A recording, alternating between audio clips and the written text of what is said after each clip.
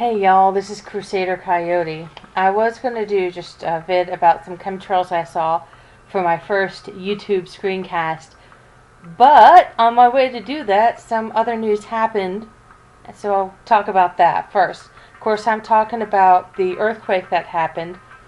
I'm in Silver Spring, Maryland, and this thing happened just south of us in Mineral, Virginia, which is southwest of DC.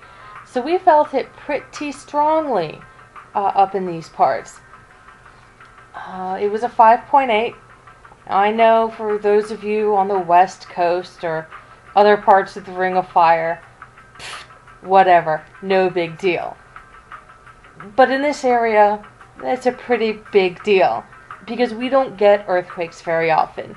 We get things like blizzards and heat waves and terrible humidity and big sudden storms that just blow up over your house, and we even get tornadoes, and we even get the occasional tropical hurricane or tropical storm. Earthquakes, they don't happen.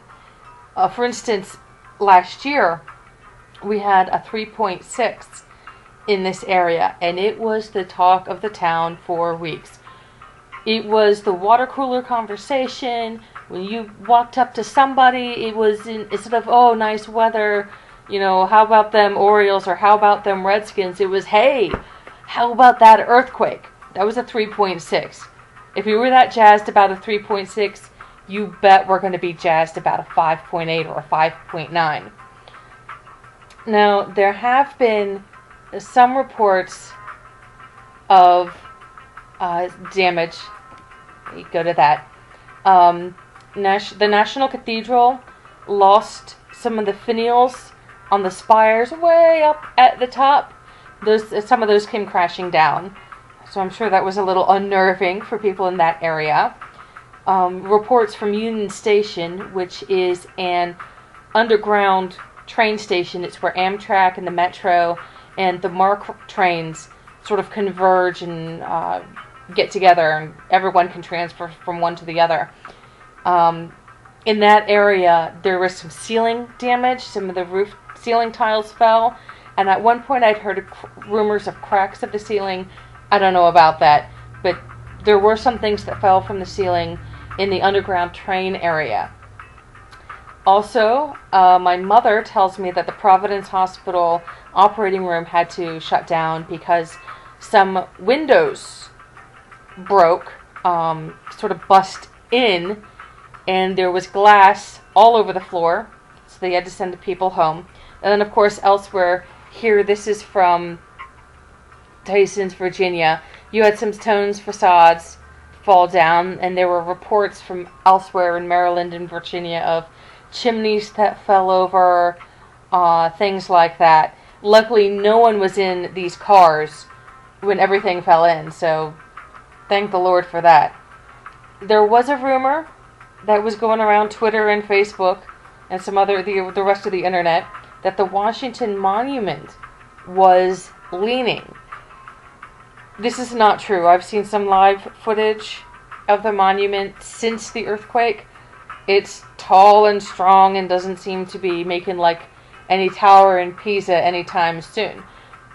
That said, it's not all that implausible. DC is a swamp. May have been drained, but it is still a swamp.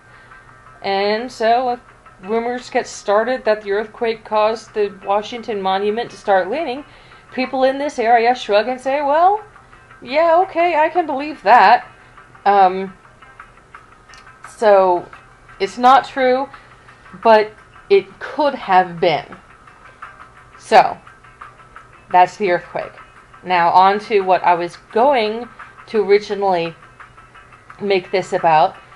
Now I took some pictures that I'll show you in a minute, but the reason I pulled off to take them, right before I took these pictures, someone on the radio was talking about Hurricane Irene. And they said that there was a chance that Hurricane Irene could come straight up the Chesapeake Bay. Now this kind of caught my ear because this morning on my way out to run errands, I saw the classic grid pattern, chemtrail grid pattern, over to the west. I wasn't sure where it was, but it was to the west of where I was. I was, in this area, and it looked like the clouds were over this area. And it was a very clear grid formation. And then, I wasn't able to take any pictures at the time. I just had to get to an appointment.